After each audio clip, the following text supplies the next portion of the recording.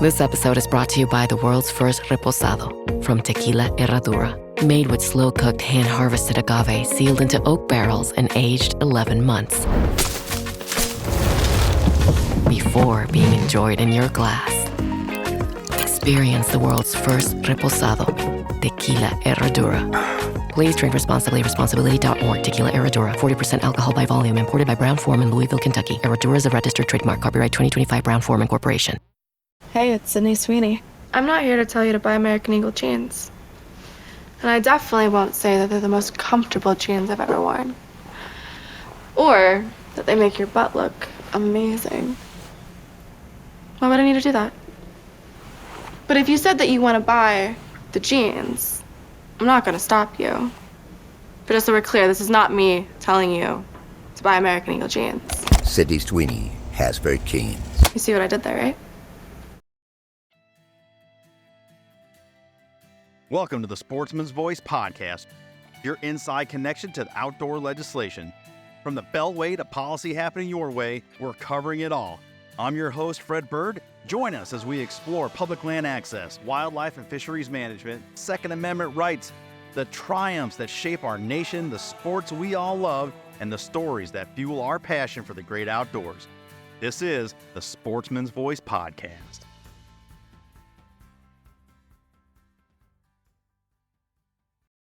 All right, folks, on this edition of the Sportsman's Voice podcast, we're welcoming in the Vice President of Government Affairs for Arena Energy, Kevin Bruce, and good friend of the show and my colleague, Chris Horton, Director of Fisheries Policy for CSF. Rigs to Reef, our favorite topic. We're teeing that up. We got a great documentary to talk about.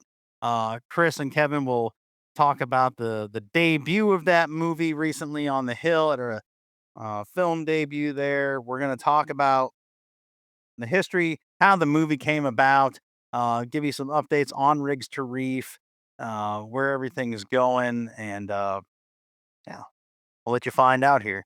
All that and more next. Let's tee up Chris and Kevin. Let's go.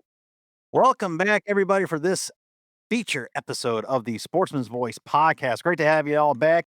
This week, we're talking Rigs to Reef, one of our favorite subjects here on the program. And you guys have come to know my passion for it, learning more and more about it through our Director of Fisheries Policy on the Hill, Mr. Chris Horton. He joins us again. And we are also joined by Arena Energy's Vice President of Government Affairs, Kevin Bruce. We're going to talk about the Steel to Sanctuary, the Rigs to Reef story movie that was debuted down the Hill. I'll let Chris and Kevin talk about that great event, and then we're going to get into this movie because, folks, I am here to tell you, if the passion doesn't come through the speakers and the microphone, you pair that audio with what we're going to talk about in this movie and share that amount around, I think you get a whole picture painted. I'm not going to talk more about it. We're going to let the two pros talk about it. Kevin, Chris, welcome to the program. Thanks, guys, for making the time. Yeah, thanks, Fred. Thanks for having us. Yeah, thanks, Fred. Happy to be here. So let's start at the beginning, Chris and Kevin, and then walk us up to the premiere of this wonderfully, stunningly beautiful movie. Let's go back to 2021, conversation that happened maybe on a boat or two, and bring us up to current day. Yeah, Kevin, I don't know if you want to start or I will, but it was back in 2021 and Kevin and I were together down in South Louisiana at an event and got to go fishing together and just got to talking about the Rigs to Reef program in general and the fact that a lot of platform owners have been getting decommissioning orders. And have we heard anything else about or heard anything about the idle irons policy from the late 2008, 9, 10 era? Kind of coming back that was pushing oil and gas operators to get platforms that were in the life out of the water and to scrap them on shore. So it was time to take another look at Rigs to Reef program and see how can we make this thing more efficient, where we can keep more of these platforms out there and not actually have to pull them out and scrap on the shore because we lose all that habitat that took decades to establish on these things. And the reason we wanted to tell the story, and I think that there's more urgency around this issue now, is that if you look back over time, and I don't know if I can share my screen with you, but there's a slide that shows the platform installations over time in the Gulf of America, starting back in the late 1940s. And from the 1940s to present, there were about 7,000 structures installed in the shallow waters of the Gulf of Mexico. Um, there's been, since the Rigs to Reef program was enacted, there have been about 600 structures that have been reefed. Um, right now, going back to Chris's point, though, is there's only about 1,150 platforms and 200 caissons that remain in the Gulf of America. And so, if we're to maximize that opportunity set, there's some process and some policy that needs to reflect, the desire to ensure that all of these permitting processes that often have run on separate tracks get streamlined so that there is more certainty for operators who want to nominate a structure to participate in the program. But very importantly, is to allow for more and provide more flexibility around reefing in place.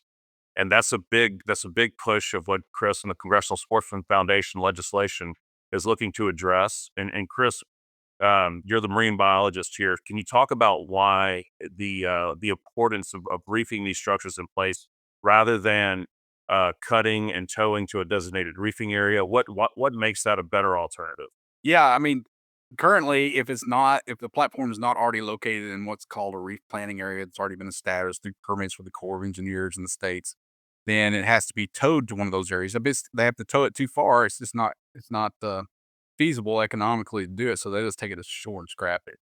The problem with having to tow too is we lose one of our favorite fishing spots because a lot of these platforms out there, people have been fishing for years because they hold fish. All of a sudden, that's removed. But when you tow it, the community doesn't necessarily go with it, and you destroy all the corals and stuff that are growing on it. And it may take years, if not decades, to reestablish that sort of habitat. So ideally, you want to be able to reap it there to keep the community that's already there, but then also you want to be able to leave as much as that structure in the water as possible, so you have habitats on top of habitats, from benthic species all the way up to pelagic species. And leaving them in place is by far, from a biological perspective and from a fisherman's perspective, by far the best option.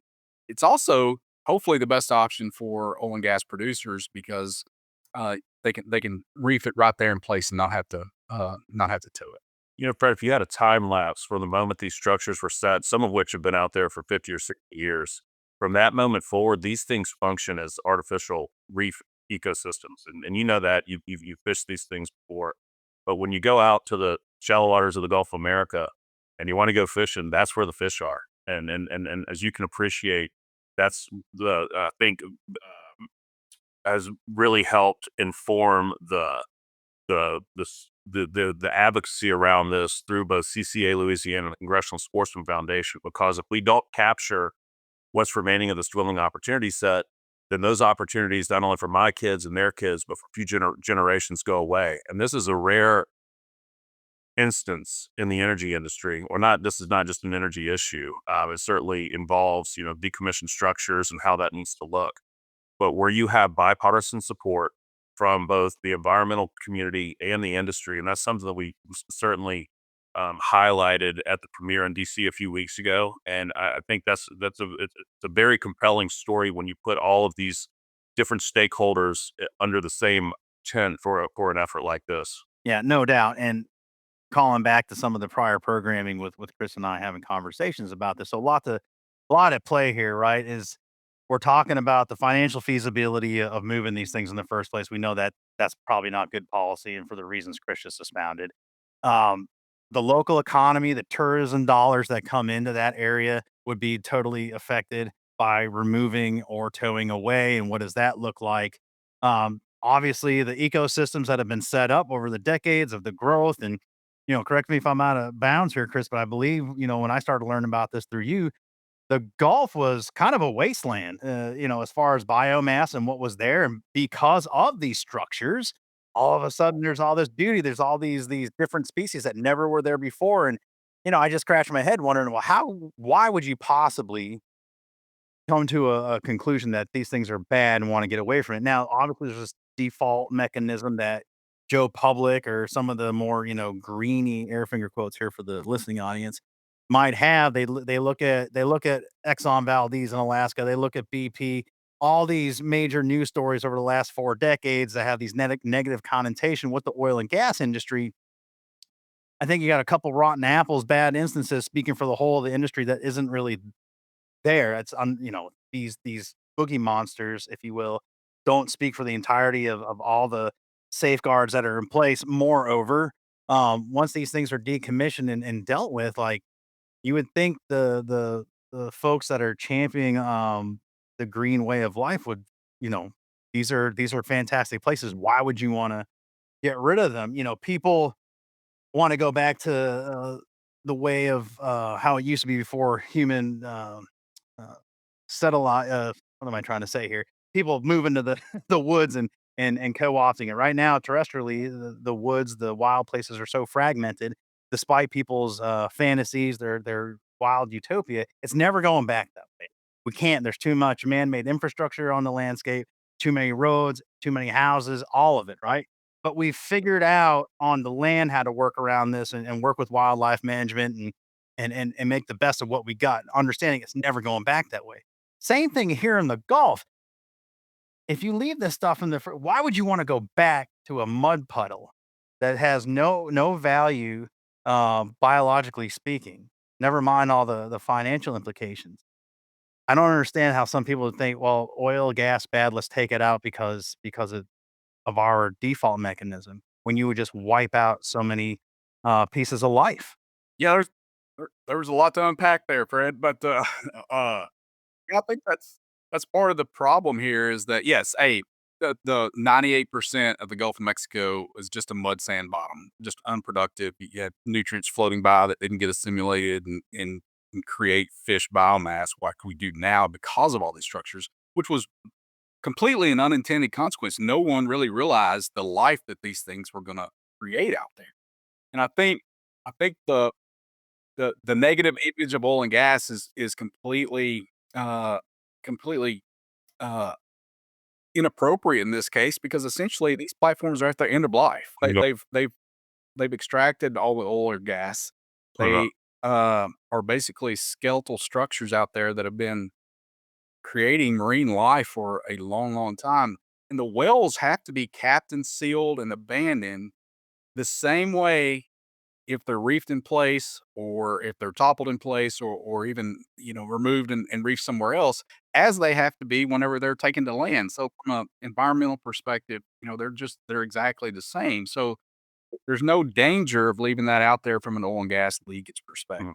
from the structure. And Fred, that's exactly right. I mean, this is sustainability in action. This is an example of an industrial activity that leaves the environment better than we found it.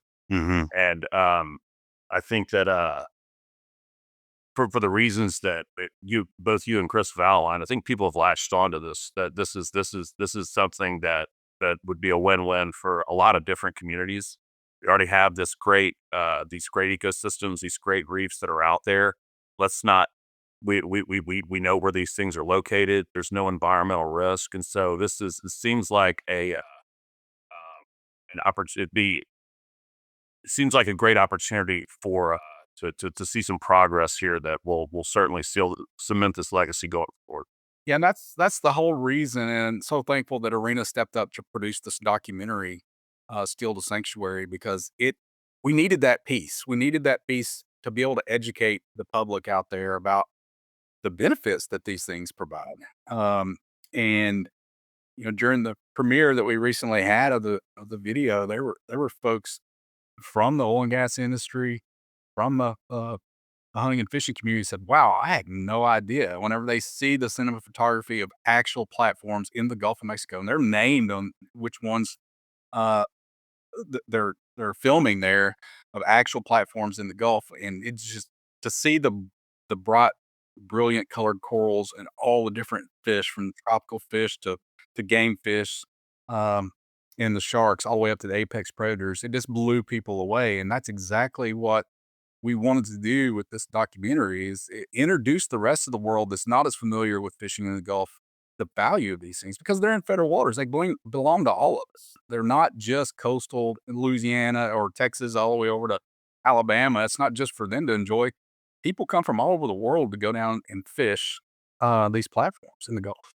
Yeah, I'm gonna turn the mic over to you and just turn my camera off, Chris, because you just took like almost every single word in my brain that I was coming in with out of my mouth. But yeah, great segue into a point I was going to make for everything you just laid out. These are everyone's waters, and they should care. To your point, this was the missing piece. This visualization. It's something tangible, even though they're not like in the water fishing it. They being the audience that would see this for people up where I live in New Hampshire to get on board or try to champion or, work with their legislature and say, hey, we need this thing to pass. This is a good deal. You talk about rigs to reef, and it's all just kind of this idea until you see it. And then you see it, you're like, well, this makes all the damn sense in the world. Let's protect this. And yeah, I want to have a family vacation down to the Gulf at some point, and I do want to go here and fish this. It's I use the example recently. I took a family vacation out to the desert Southwest and went to Zion and all these national parks there in Utah. And I always heard about them. And again, being the guy from the Northeast with everything being green and mountainous, I was like, I don't get it. And I've heard about it. I was there. I saw the pictures. Pictures were stunning. Then I was there in that moment. I was like, holy crap, I get this. I 100% have buy-in. I can't wait to come back. Same thing right here, man. And like getting this documentary in front of audiences all over the country and, like you said, the world, I think is the ceiling of the deal here. And Fred, I would mention as well. So this is not a unique issue to the Gulf of America. You got shallow water structures all over the world, including in the North Sea. And in fact, I had a call this morning from an individual based out of Aberdeen who's asked us to come over and present this at the big offshore decommissioning conference they have in the UK every year. Obviously, the framework might look different, but it's all something that they're all paying attention to. And so the goal here, in addition to streamlining the process, allowing for more reefing in place, is to create a template, which there is a template that has been started with the work that's been done previously on the Rigs to Reef program, but to refine that template so that other folks in other areas and other producing basins can look to it as an example of how we can best partner with other stakeholders in these areas, whether it's fisheries, commercial, recreational, boat groups, and others, to try to create an example for others to follow. I want to turn now to something that gets probably gets the glazed over look is when we talk about the permitting process and all the bureaucracy that goes into these things. Is there a way to simplify this so that, again, Joe Public, who's listening in this part of it, trying to get a full understanding, can understand it? Like, there are, if I remember right, Chris, there are some gas companies that feel compelled to move these things because they have to, or there's something to that because of the permitting. Like they got to move them, and we're trying to help them, keep them in place. Can you guys expand on that and kind of, I don't want to say dumb it down, but like low level it so people get the gist. Yeah, I'll take this one to Kevin. Yeah, so Chris, I'll just kind of lay the groundwork, but you can talk a little bit about some of the details of legislation. So I think it just as a threshold matter, you think about the different regulatory bodies that you're going to touch. If you have a structure that is nearing its end of life, and it's something you want to consider nominating for the Rigs to Reef program. If you talk to state coordinators, whether it's Alabama, Mississippi, Texas, or Louisiana, the feedback has always been they want as many of these eligible structures as they can. But you've got the U.S. Army Corps of Engineer has a hand in the permitting. You've got the Bureau of Safety and Environmental Enforcement, the Bureau of Ocean Energy Management. You've got state reefing coordinators, uh, and who am I missing there, Chris? Did you say Coast Guard? Now you got the Coast Guard involved as well. But you have all these different overlapping bureaucracies that have some hand in the permitting process. And so just on its face, as you can appreciate, you've been around, government long enough to know that there are inefficiencies that are invariably going to appear there. And so we think by earlier coordination and by streamlining some of the review, the permit review timelines, that it will provide more certainty for those operators who want to participate in the program, but will not allow for bad actors who want to come into the program solely for the purpose of extending kicking out their decommissioning obligations. And so that's something we've been trying to be very mindful of how could someone try to take this great framework and take advantage of it in ways that, we certainly contrary to public policy and would potentially present a bad look for the work that we're trying to do. And so that's I would just think about it as you've got all these different players involved in this process, and that's something that we need to streamline. But by stating expressly that the reefing in place is a policy preference, and to encourage folks to get on that path, I think could go a long way to help streamlining that timelining that permitting process as well.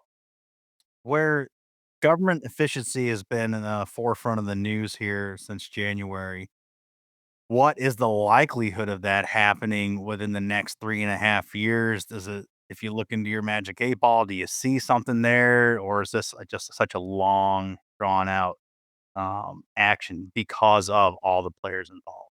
Chris, you want to talk about that and what and the sort of the time frame for legislation, and we can speculate, but I do think we have a real opportunity set given some other legislative vehicles that will be out there, and as well as the increased awareness around this issue. Yeah, I think we have the opportunity is now. I mean, we have strong bipartisan support for this legislation in Congress. We have an administration that's about making America energy independent, and when you can take that energy independence and combine it with benefits to the marine environment, it's just we're in a really good spot. Whenever this legislation, which has taken us a while, it's taken us 2 years, but we're at a point where we're getting everybody. We're doing all the back end work now, and so that whenever we do introduce it this time around, which hopefully will be here very soon, um, everybody will be on board and can support it, and we can move this legislation quickly because time is of the essence here. As Kevin mentioned, we're down to around 1,100 of these platforms, and there's 300 or 400 that already have decommissioning applications submitted. So we've got to incentivize reefing in place and keeping these structures out there, and now is the time to do it. Otherwise, we're going to lose a lot of these platforms in the very near future. When we're looking at streamlining the bureaucracy here, um, is there a reason? Oftentimes, government entities want to have their hand in a cookie jar for one selfish reason or another. I think we all know that. Is there a reason of the 5 or 7 Kevin listed off that's just the cookie jar is crowded here, why they would want to stay in? Or is there some of those groups that would be like, yeah, we're good. We'll wash our hands of this in the interest of getting the legislation going, and not creating another speed bump in the road of doing good work. I can't think of an answer other than potentially maybe just kind of bureaucratic inertia. But if you look at the prescriptions in the draft legislation that CSF is working to build a kind of consensus around, it does include going back to those permitting times and setting firmer deadlines so that we have certainty on our end and they know that they have a certain amount of time to review certain aspects of this permitting process, or else it's going to be deemed approved. And so I think having a shot clock in instances like this, and you can apply this to a lot of different areas um, for other regulated entities outside of our industry, but I think that would go a long way towards clarifying roles and responsibilities in this, but in a way that will facilitate actually getting to resolution rather than allowing this process to drag out for sometimes 4+ years. Yeah, what people probably don't realize too is that this isn't just a federal process. This is state as well, because the states have to accept the liability for these structures, and the states aren't going to let something happen that would be detrimental to the environment or something like that. So you have the states on process, and then you have all these federal entities. We've got to make this. We've got to cut through some of this red tape and make this make it so that it's common sense, where we have a structure that's covered in corals, and tons of different fish species depend on this structure, and is not in an area that's on unstable sediments that we can leave it there for another 100, 200 years. then let's make it easy so that we can do that. Where it's just automatic. I mean, that's where we really need to get to, and that's what this legislation really intends to do is take out some of that permitting of a reef planning area that I was just talking to a state artificial reef coordinator earlier today, and he was walking me through that whole process, and it's incredible. You have to apply to the Corps of Engineers to establish a new reef permitting area, and then they consult with NOAA, Bessie, Coast Guard. I mean, they're consulting with all these federal agencies too. And if one of them comes back with a request for more information, it kind of resets the clock. So it delays it for months again. And then finally, when they all agree, it could be a year from then, it could be 5 years from then the Corps will issue the permit. Well, this legislation essentially would, if there's an established reef fish community in Bessie, the Bureau of Safety and Environmental Enforcement's good with where it's at, and the states are good with where it's at, and going to accept liability. Then let's take some of that uh, that bureaucracy out of the process and let's do it. Yeah, 100%. Going back to the state role, we've done this too many times, so you kind of knew where I was going next. We have a great network of our National Assembly of Sportsmen's Caucuses, and especially very active there in the Gulf states. Speak to the role they can play, how they're working with their members on the Hill to drive this, working through their local constituencies and their districts to represent that voice, especially your charter boat captains, the ecotourism that's set around this. Everyone's got skin in the game. How are our state caucuses helping move this forward? Well, yeah, we've in the past, as we're working on developing this legislation, we've done what's called appropriations requests for report language to basically just signal that, hey, this is a priority of the United States government that we can be able to reef these in place or reef them, period, if they're appropriate to be reefed. And in the past, we've had state legislative sportsmen's caucuses along the Gulf to weigh in along those lines. But when this legislation is introduced, we will definitely be enlisting the help of the state legislative sportsmen's caucuses to be able to push on their congressional delegation that, hey, this is important. And we'll also be premiering this. Well, it won't be a premiere per se at this time, but at the NAS summit, when we bring all the state legislators together, it's an opportunity for us to show legislators from Louisiana to Maine to Alaska the importance and significance of the Reefs to Reef program, and ask for their engagement with their delegation, even though they're not on the Gulf Coast, or um, they can still see the value in it and still see the need to make sure that we have a more sensible process moving forward. Speaking of the movie, and we're talking a lot of want here, and I wanna get back to the movie because it's just so stunning just looking at this stuff. When you guys got together to formulate an idea of how to represent this, and who you're gonna pick to work to create this documentary, uh, walk us through that process. Who was involved in the project? How did you get to, you know, going through the post production? I gotta imagine there's just hours and hours of great B-roll of just beautiful, beautiful scenery to work through to get this down into a concise 35 minutes or so documentary. Um, Kevin, I'll start with you. How did this whole thing come about beyond a conversation on a boat? So we first, I guess there was obviously a meeting of the minds that we needed to do something to tell the story, and to tell that story needed to involve more than we want to be bigger, sort of about the broader policy issues at play, but also um, focus on the real potential community impacts if we don't address this. And so I think, as you saw in the film, we've got a lot of charter boat captains. We got folks that are out there fishing every day. And so I guess, as a threshold matter, there's some elected officials who have spent a lot of time on this over the past. Garrett Graves, former member of Congress, has tried to make some progress with this over a long period of time. And going back to when I believe Senator Vitter had it in his hands at one point, and so this is the kind of the base draft we're working on. But I guess the point is that we wanted some folks and some policymakers who are familiar with the issue and who care enough about it to help tell that story. And so we had everybody from Congressman Mark Beasy out of Dallas to Chairman Bruce Westerman um, out of Arkansas to Governor Landry, and then former Congressman Graves. And so I think they do a very good job of telling a story about at a higher level about why it matters to Louisiana, why it matters to our economy, that we get this right. You heard the first person testimonials from the folks that were out there fishing, and so it was really, we had a lot, to your point, a lot of B-roll.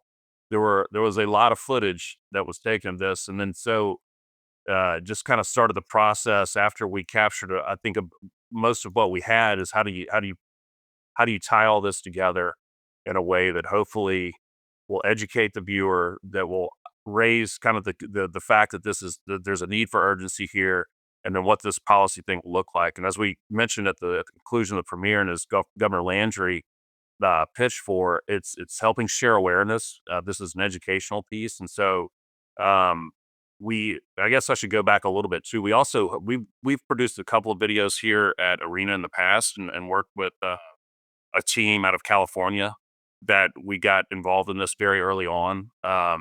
And then through, Chris and relationships with Dr. Stunts and the ladies from Blue Latitudes, to speak from the environmental and the scientific perspective.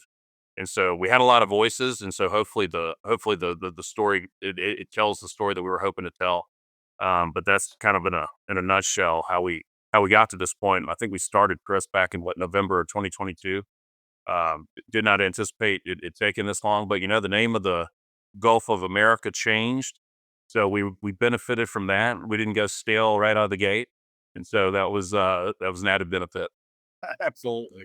Yeah, I just can't say enough about Kevin and Arena for their vision to pull this together and the way they did, and the opportunity to work with them is kind of putting together a plan for, all right, who all do we need to talk to about this? And as Kevin said, it's a great range from elected officials to scientists to charter boat operators to marina owners on the Gulf Coast. And it just does a wonderful job, I think, of telling this story from both in the weeds, the wonky perspective of why these things are important, but also just the cultural significance that they have along our Gulf of America coast there. So, yeah, I encourage everybody to watch it again. It's just 35 minutes, but man, it's so well done. I mean, it's done in my mind as well as any PBS type documentary or any high end documentary.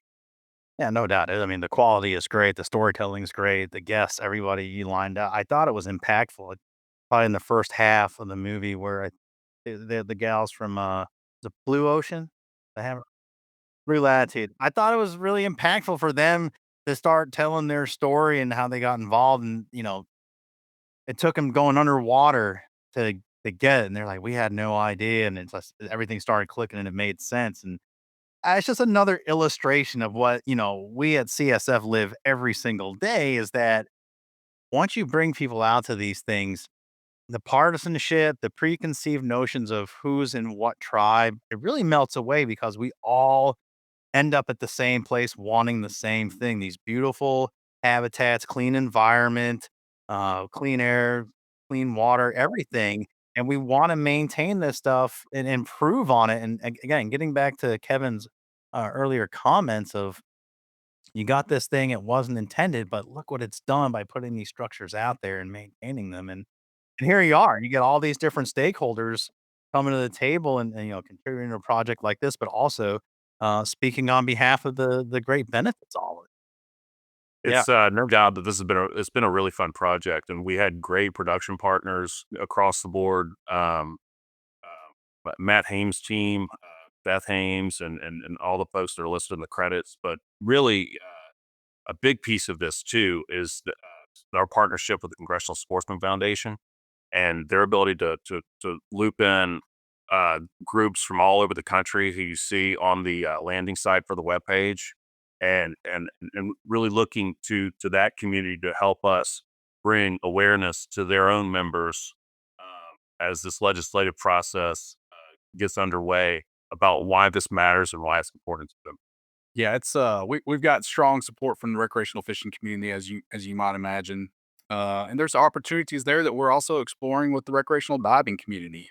These are diving destinations for recreational divers, and certainly the mix of those two, spear fishermen love the to dive around these platforms. So, the whole program is just a win-win. It's frustrating when you start losing these platforms, and a lot of it due to just the overwhelming uh, bureaucracy or permitting process in order to keep them out there. So we don't want to get around the permitting process. We want to make sure that, again, these are responsibly reefed, but that we can certainly do that more efficiently than what we're doing now, which is what we're trying to get at. Yeah, and I think that's the bigger point here. Not doing anything nefarious or skirting or cheating, but there's also an agreement that this stuff can be well more streamlined and less hurtful for people on timelines just trying to do good work. And the states are supportive too because they see that. So they obviously appreciate that half of the savings from any structure that get donated go into the state artificial reef funds. And so that there's a lot of different, innovative work that's going on in Alabama, Mississippi, Louisiana, Texas about related to artificial reef systems, separate and apart from these structures. But given the benefit of the states, they've been supportive of trying to help clean up this process because they see the opportunity within their state agencies to go out and take those dollars and really to help, which will largely replace a lot of the structures that used to be out there, frankly. Yeah, and it's a whole lot more expensive to do that once they're gone. That's the thing, is that these things are free, and they actually um, pay the states some half the cost savings Kevin mentioned for their own state conservation, and some states put that right back into artificial reefs. So Kevin said, going back and where popular or important um, platforms have been removed, they spend millions of dollars trying to replace what was there before. And there's probably me in video. Former Congressman Garrett Graves tries to estimate, as well as Greg Stuns makes a reference to it, how many billions of dollars of habitat was out there at one point, and we still got a lot out there, but we're losing it fast. Yeah. It's interesting too that, talking about the marriage of industry and nature, and as it's reflected in this, is that all these same folks, these thousands of contractors that work for not only Arena, but other offshore producers that are going out to these structures and producing the oil and gas every day, they also come home and they go fish these very same structures. So when we're talking about and who who the biggest stakeholders are, and whose voices we hope will be the loudest, is these same folks that are saying, "Hey, leave these things out here. We need them. We want them. We have to have them. It's the only structure that we have out here." And so it's just again, going back to kind of the unique nature of this issue and the different stakeholder groups that it brings together. Um, a lot of the same folks that are out there producing oil and gas and pursuing American energy dominance every day are the same folks saying, "Hey, we got to have this stuff out here. I don't want it for my kids and their kids. I want it for future generations so that they can have the same experiences that I did." Because as you know, Fred, there's no more quality time than getting on a boat with your family, your kids, or folks you want to be around, and going out and chasing the day. And that's what it's all about. For sure. For sure. Chris, as we're talking through this, and I can't believe I have more questions about this because we've talked about it so much. But I'm thinking about the species that are there from a biological standpoint. I know the movie highlights, there are certain species that very specific species that look for structure, otherwise they wouldn't be there. I think in our prior conversations, you also mentioned that there are species found here that are nowhere else. I wonder to that end, when we look at things like, and I'm stretching to connect the two, but not really. When you look at something like the ESA, and you look at like an example of the lower 48 grizzly, right, and the protections that go around that, and everybody ballyhoos about it. We got to protect this threatened species. Okay, fine. So that's a standard there. Does that same standard extend to these subterranean environments where you only have certain species in this one area? And if you take these things out or disrupt that, all of a sudden you lose certain species that have been documented to only be there? I don't mean to put you on the spot, but I'm just kind of I'm gaming that through my head. Like I wonder what that standard is, or does anyone care? Yeah, as far as I know, we don't have any ESA listed species on these particular platforms. But what I will say is that there's no question that we have more fish biomass overall in the Gulf of America because of these artificial structures. There's no question. I mean, I think we referenced it in some previous conversations where the Bureau of Ocean Energy Management contracted with a researcher out of Louisiana to look at fish compositions on these oil and gas platforms, and mainly in the context of explosive removals and how many they were killing every time they were forced to remove one, and they used explosives to do so. But it was interesting some of the information he found out, and one of the species, the greater amberjack, which is one that the Gulf Council has struggled to manage for the last 2 decades. I mean, they're technically considered overfished and undergoing overfishing. And even though our seasons have gotten really, really short, um, the bag limits have gotten really small. Uh, the population just isn't responding as quickly as you would think management. And that's something that, I've always preached is that sometimes populations are not responding to fishing pressure because the pressure is not the problem.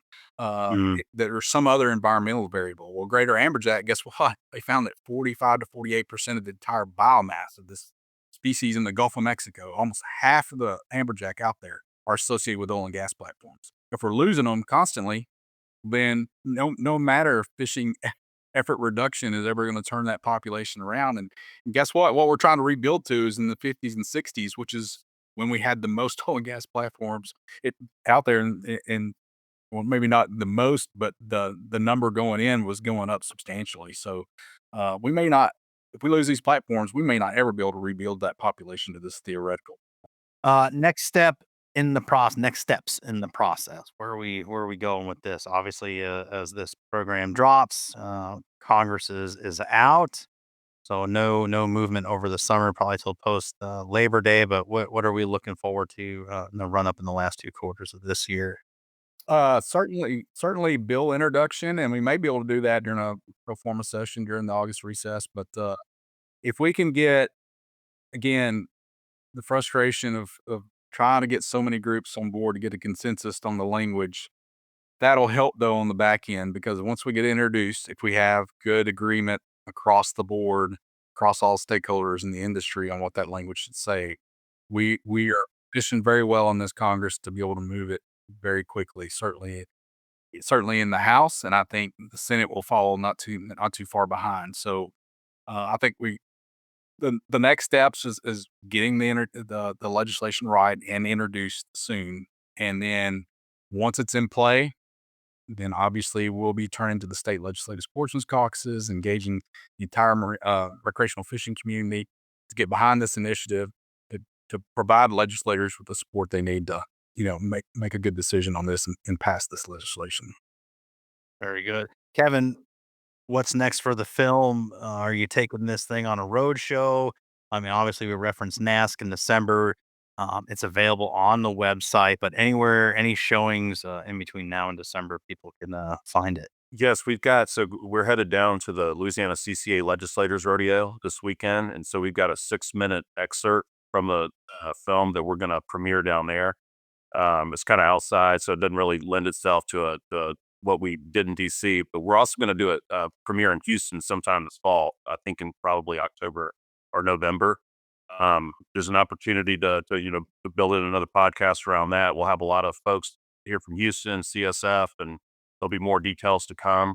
But I mentioned, potentially going over the UK in November.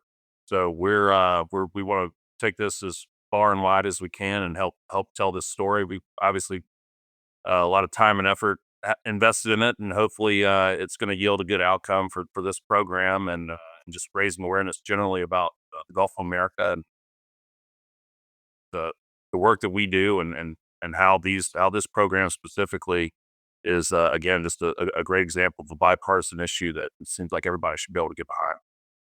The film itself looks like it's ripe for a bunch of film festivals, and without putting too much bias out here on the show, I dare say it probably won an award or two. I mean, it's just really, really nice on the eyes and just really entertaining. And outside of the policy stuff, just watching it from like you said, a National Geographic PBS type quality movie. It's really good.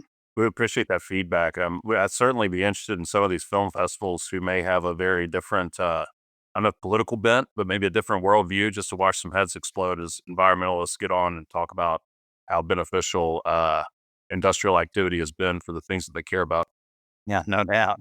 Um, I'll let you tell one of you can take it. Where can people go to find out more information on the movie, socially and otherwise? If you go to rigs2reef.com, you can find the trailer and you can find the full film there. And there's also a button to share through our LinkedIn channels, and that's going to be through Instagram, LinkedIn, and X. And so, anything that any of your listeners or viewers can do to help us spread the word and get the story out there, very much appreciated. We think it's important. I'm sure. And that's Riggs, TOReef.com, not the number two, Riggs, TO2reef.com. You can go there and check it out. We'll put that website and the link to the movie in our show notes when this drops. People tuning in can go right there and click your way through and get your popcorn and sit down for 35 minutes. It's a good view, and I trust you probably waste more time scrolling through Instagram, not on Rigs to Reef's Instagram page, than it would take to watch the show. So it'll be worth your time. Parting thoughts, gentlemen. Leave you whatever amount of time you have here. We got about 15 minutes on our schedule, but take as much as you like. Thanks, friend. I appreciate it. Appreciate the opportunity to talk about this documentary again. It's incredible. It's worth definitely worth the 35 minutes to take some time and look at it. And if not ever been to the Gulf of America and fished around an oil and gas platform, it needs to be on your bucket list. It's not really. I've said it many times. It's not fishing. It's catching, literally, because there's so many fish. You're gonna find something to bite. So Awesome. Fred, appreciate you having me on. Appreciate Chris's patience, and as we've worked through this over the last, what is it, little over 3 years, almost 3 years. Um, and to Chris's point, I mean, you know, any help that we can get in getting this story out there, but also specifically want to thank the Congressional Sportsmen Foundation. I mean, y'all been an incredible partner throughout this, and we look forward to working with y'all on a lot of issues in the years to come. It's an incredible organization, and the way that you all approach issues in Congress is admirable. You build a big tent and bring people along, and so we've just been really thrilled with that partnership and look forward to seeing that grow. No doubt. Again, the website is rigs2reef.com, rigs2reef with a TO.com. Go there, check out the movie. Again, you'll find the link in our show notes here when the podcast goes live. Gentlemen, thank you very much for your professional know-how, giving us the backstory and letting us know what's next on this very important issue, and one I think all Americans and beyond can get down with and can champion, especially once they see this film and really let it hit home. Kevin, Chris, thanks so much for your time, and we'll leave it there. All right. Thank you. thank you. Thanks for joining us on this edition of the Sportsman's Voice podcast. Ladies and gentlemen, your support is crucial, and you can help us out right now by leaving a review, filling in those 5 stars where available, sharing this episode with friends and family, and engaging with us socially. CSF can be found on Facebook, Instagram, and X, formerly known as Twitter. Together, we can protect the outdoor sports we love and continue to keep you informed wherever you are. That's it for this week. Until next time, we'll see you later.